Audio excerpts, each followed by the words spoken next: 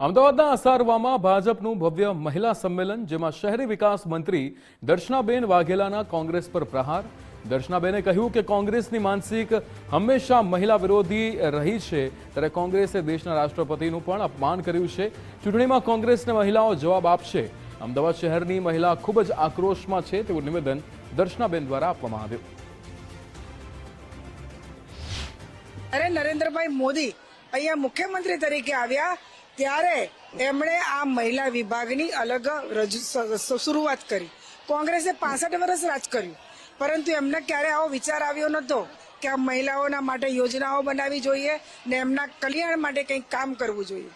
પરંતુ અમારા નરેન્દ્રભાઈ મોદીએ આજે દીકરી જન્મે ને અને મૃત્યુ પામે ત્યાં સુધીની બહેનોની યોજના છે, અને એના જ કારણે અત્યારે બહેનોને આટલું મહત્વ મળી રહ્યું છે.